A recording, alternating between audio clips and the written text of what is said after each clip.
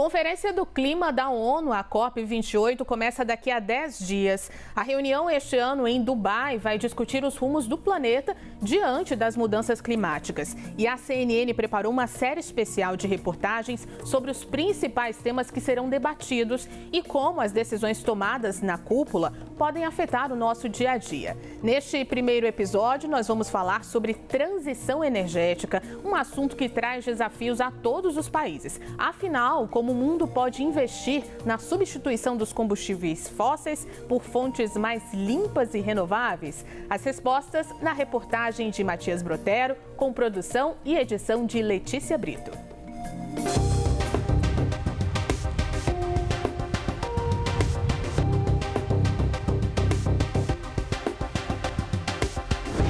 Um ar pesado, difícil de respirar.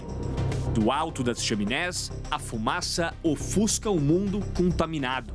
O Brasil tenta se colocar como protagonista de uma mudança. Estamos na vanguarda da transição energética.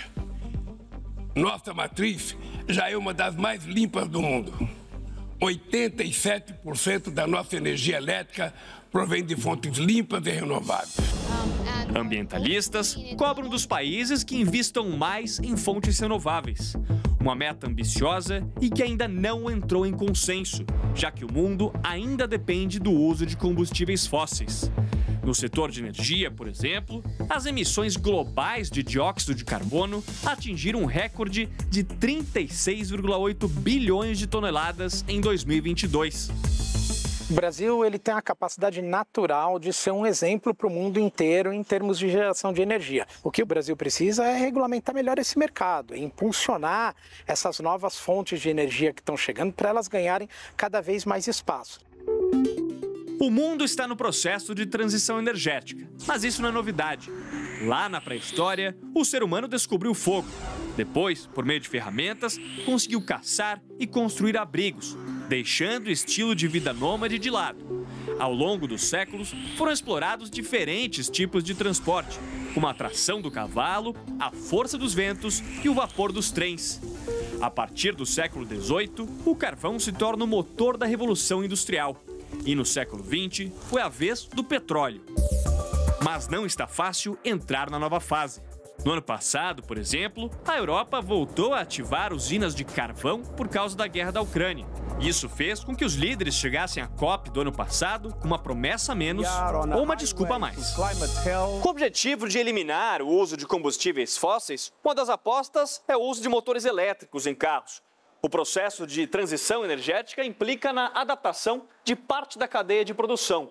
A manutenção precisa acontecer em oficinas especializadas e segue uma série de procedimentos próprios. O carro elétrico, por exemplo, não tem mais escapamento e antes de qualquer conserto, este equipamento precisa ser removido para que toda a alta tensão que corre pelo veículo seja desligada. A bateria é a joia do carro. O componente foi desenvolvido para poder ser reutilizado em diferentes ciclos ao longo de décadas. Mesmo após o fim da vida útil no veículo, a bateria pode ser usada, por exemplo, em outros equipamentos auxiliares no sistema de recarga. E cerca de 90% do equipamento pode ser reciclado. O veículo elétrico ele é o primeiro passo. Ele é o passo que é essencial para que a gente crie em cima dessa plataforma elétrica veículos autônomos, inteligentes, conectados, que vão falar com a cidade e que vão dar toda uma condição de qualidade de vida de quem está dentro dele, que é muito diferente do que a gente tem hoje. Outra aposta para substituir os combustíveis fósseis é o hidrogênio verde, considerado o combustível do futuro. A ideia é produzir o gás sem emitir CO2. A comunidade internacional considera que o Brasil tem grande potencial de geração de hidrogênio verde pela matriz energética limpa que possui. Com parte de subsídio da Alemanha, a Universidade Federal de Santa Catarina inaugurou neste ano a primeira usina solar para a produção de hidrogênio verde no país. Por enquanto, ainda é um laboratório. Funciona assim.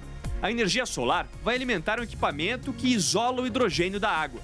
O hidrogênio pode ter vários usos, como na produção de fertilizantes e geração de energia elétrica, substituindo, por exemplo, o óleo diesel. Basicamente, o que o Brasil vai estar fazendo, ele vai estar exportando energia elétrica, solar, eólica, de biomassa e de eletricidade, sob a forma de hidrogênio. Então, o hidrogênio nada mais é do que um vetor, porque ele concentra muita energia num volume muito pequeno. A eliminação do uso de combustíveis causadores do efeito estufa é necessária para atingir a meta do Acordo de Paris, de limitar o aquecimento global a 1,5 graus acima dos níveis pré-industriais. Ano após ano, o tema é discutido nas conferências climáticas da ONU. Em 2022, o acordo final da COP27 deixou de lado metas mais ambiciosas em relação ao uso dos combustíveis fósseis. Países da União Europeia devem pressionar por um acordo para eliminar o uso de combustíveis que emitem CO2. Enquanto isso, o mundo segue na expectativa de um pacto que traga de volta a cor a um clima cada vez mais nebuloso.